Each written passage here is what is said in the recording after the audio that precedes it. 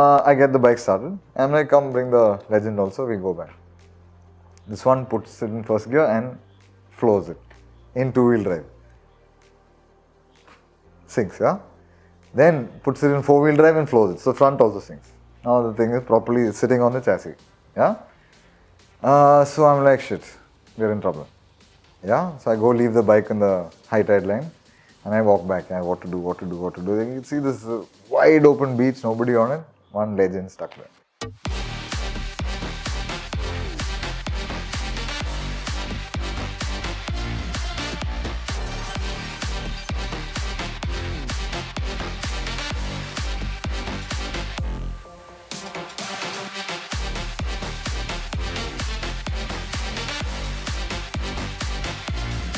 There's one story that there are a lot of people in Mahindra who will never forget me for.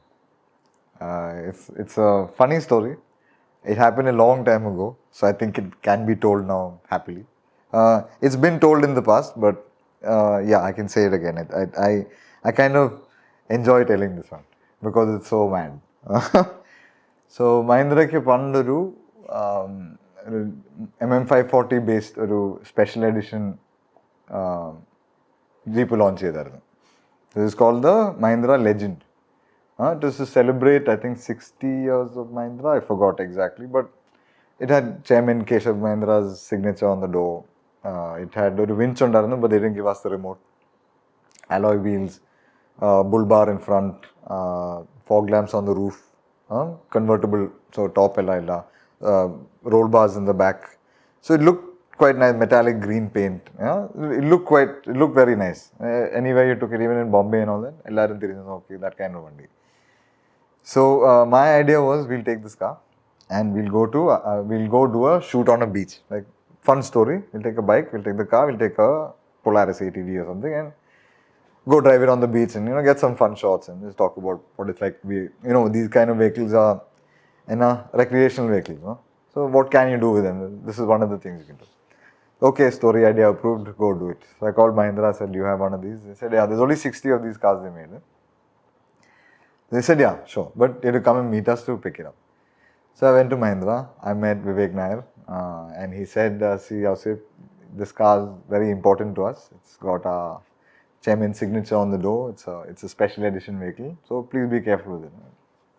I got you, man. Don't worry. Yeah? So first thing we did is go to the beach. Next day. Yeah? So I had a Royal Enfield Electra then. And this Jeep also. So this Legend also. And we drove to Mandwa beach. So Mandwa's, and we had a friend there with the Polaris. So he brought the Polaris. Now Mandwa is a very funny beach. Okay, at high tide, it's like there's only about 5 meters of beach. But at low tide, there's about half a kilometer. It moves that much. Very shallow, gentle, this thing. So we went there in the morning, it was high tide, there's only this much beach. I was like, what happened to the beach? Well, there's a little bit of place to drive, so we did a little bit of driving on it and got out. Then we noticed the tide starting to move out. So we're driving little more, till we're some half a kilometer, I think, out. Yeah? The sea's gone even more out. Okay? And at this point, the bike, it was getting to sunset, and I wanted a shot of the bike splash into the water. So as I was taking it, one wave came and I think it wet the spark plug or something. The bike just died. So, while I'm pushing the bike out of the sea and then opening the spark plug, blowing into it, whoever was driving the Legend, I will not mention name again, comes in, stops there. It's a very silty kind of beach. Comes and stops there. I get the bike started and I come bring the Legend also, we go back. This one puts it in first gear and floors it in two-wheel drive. Sinks, yeah? Then puts it in four-wheel drive and floors it. So front also sinks. Now the thing is properly sitting on the chassis. Yeah? So I'm like, shit, we're in trouble. Yeah? So I go leave the bike in the high tide line and I walk back. What to do. You can see this wide open beach, nobody on it. One Legend stuck there. So we call some fishermen from nearby. Some 20 guys turn out with sticks and rods and all that. And the problem with the winch is one, no remote. Two, it's a beach, there's no place to tie it onto anything, no anchor. So we're stuck, we don't have a ground anchor, nothing those days. Yeah? These guys come, try and lift it, push, pull, nothing. Four wheels are spinning, throwing a lot of mud all over the place. It's 2.5 tons sitting on the sea, on the sea, beach. Huh? So we try and try. Debu and me were there. We try and try till the tide's coming back in. It's dark. The water's hitting, come up to the seats. Yeah, and by then I'm like, there's no way we're getting this out of here tonight. So let's go sleep and come back in the morning and figure it out. By then I've called Shapur. Shapur is called Hormaz. Hormaz is obviously not very happy with this idea of me sinking a jeep. Yeah. So anyway, he's not said anything. Yeah, so Debu and me go to the hotel. Meanwhile, we're on the bike. My phone's ringing. It's Hormaz. Yeah. So I'm giving it to Debu and Debu, you answer it. Debu's like, no, dude, you answer it. No, you answer it. You answer it. Fine, I'll answer it. Hormaz's like, yeah, you sank it. Okay, we'll figure it out now. Whatever, it's happened. We'll figure it out. Okay. Next day morning we go. We get to the Mandwa jetty and can't see the legend. It's high tide. Can't see the legend. So I'm like, shit, it got washed away. And then one wave breaks and the 4 fog lamps on the roof, no? They poke out. I'm like, oh, it's still there, dude. Okay. So again, Shapur is coming from Bombay with a salvage crew by boat from Gateway to Mandwa. And he's come and I told him the legend is sunk on the right side of the jetty. So he's also like, Asif said it's on the right side, but I can't see it. Then one wave breaks and the 4 fog lamps. Okay, there it is. Okay. So we get the jetty, the salvage crew, strip down to underwear. We all go swimming up to the legend. Yeah. And these guys have come with these buoys. Yeah. So these buoys you inflate and they float they salvage ships and boats and jet skis and all that thing. Yeah. First time they're doing jeep from this depth. Okay. So we go down, we go free diving down. It's not very deep, but it's still tall enough for the whole thing to be under. Go free diving down. Point out to these guys where strong points that they can tie to, like the roll bar and the bull bar and all come off if these things start pulling that weight, no? They do all that. Shapur and me go back and stand on the beach. These guys have brought a fishing boat. Okay, and they've tied the legend to, now the legend's floating, no? In the water. They've tied it to the fishing boat and the fishing boat slowly towing it inland, yeah? To wherever it can go. We're standing and watching. Now I have to call Mahindra and tell him. So I called Vivek and I was like, Vivek, I sank the legend. So no, silence. He's like, Arey Bapre. And then I'm really sorry, but yeah. He said, where do you sink it? I said, in the sea. So I'm sure, I can imagine him like somebody telling you your car is sunk in the sea. He's like, how did it get in the sea? Yeah. So, I mean, he was like, okay, fine. He's very nice about it. Huh? He still is nice to me about it. And the cars, he said, it's fine. We'll figure out how to get this out and fix it. So I'm like, thanks, man, for being so nice. Cut the call. By then, the boat has reached where it's hitting the bottom. So it takes the buoys off, drops the thing back under the sea, but now half of it is out of the water. And boat goes. Huh? Now we're waiting for the tide to go out. Like about 2-3 hours, tide is also gone. Both of us get out, push this thing. I mean, 3, 5 people, 6 people push it back onto high tide, that area. And we get one truck. Those days no tow trucks and a normal lorry comes with telephone wire. Okay, ties to the legend, and now we have to tow him to Alibag, to one jeep mechanic who's a magician with these things. Okay. Tow it to Alibag. He looks at it. He's like, I can't do this. So we're like, but you're the expert. He's like, no, I can't do it. There's too much water and salt everywhere. Take it to Mahindra. So finally towed it to Panvel. Good thing is this car, good part of this story is this car is still running. Yeah. So I gave it to the Panvel workshop, Mahindra's workshop. In 1 week, exactly 1 week, they called and said, it's done. Come pick it up. They'd taken everything apart. Like there's salt, you leave it immersed in the sea overnight, there's salt in everything. Yeah? So they had to take the body off or whatever, open the differential, gearbox, engine, everything, clean it all out, put in all those lube and grease and everything back. It's the beauty of these old cars also. They're so simple. Like a modern electronic laden car will not survive this. Yeah? Next week, I did the same speed I drove it out. It was 100 kilometers an hour. 100 kilometers an hour back into Bombay. Yeah, it was working. And then I gave it back to Mahindra. They were like, yeah, whatever.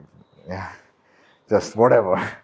And many years later, I was asking a friend about this car.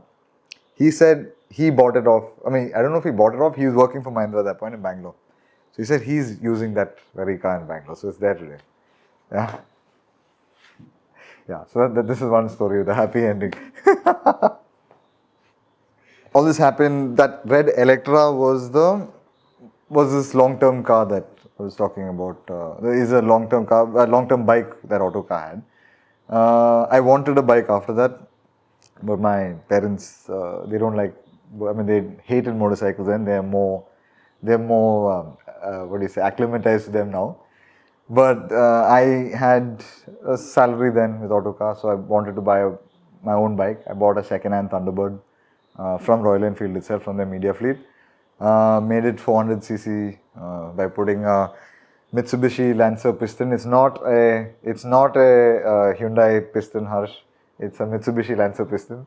Oil cooler, lightweight, everything. So it's a pretty cool bike. Very loud, very fast. I mean, compared to Thunderbird standards. Then I got onto a friend, a very kind friend. He had a BMW F650 Funduro. I don't know if you remember the bike, but they sold it in the 90s, I think, for about 4 lakhs in those days. And I think they managed to sell only 30 bikes. This was the last bike sold. And he got it at a huge discount. I think, I'm not going to tell you because that bike's value will drop now. Yeah. But he had the bike, he wasn't using it. So he said, why don't you use it? And I had it for a year. In 10 years, he'd done some 8,000 kilometers. In 1 year, I did 11,000 or 12,000 on the bike. But never off-road, because by then getting parts for the bike was very difficult. So if I drop it, I didn't want to go and tell him, dude, we need to order parts from Germany. Okay? So I had it for over a year, I think. I gave it back to him. Then I moved to Pune. I had a Continental GT, which Royal Enfield had given me for a long time. But then another friend who had a Ducati 695 Monster, completely illegal bike, but completely loud. Like it had a completely free flow Exil exhaust. So super loud. You could hear it from Bombay when you started in Pune.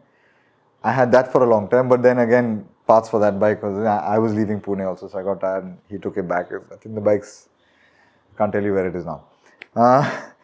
So then while I was in Pune, Triumph had given me a Tiger for 3 months.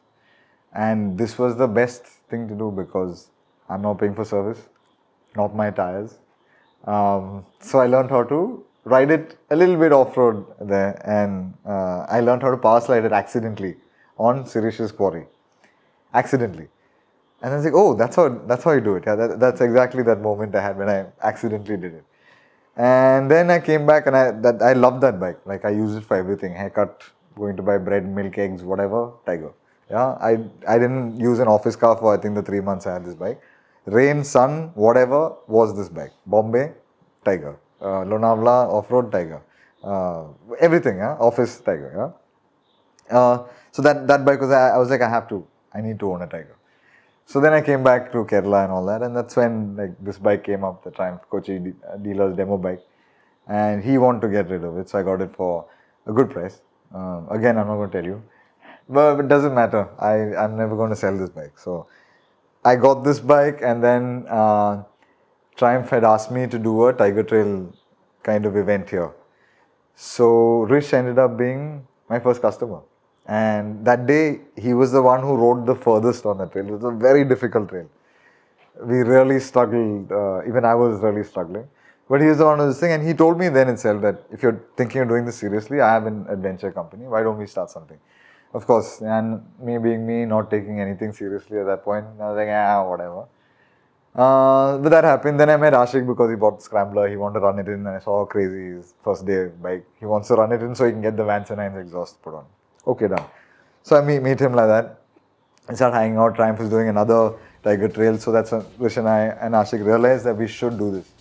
And that's how this School of Dirt thing started. And that's where we are going now.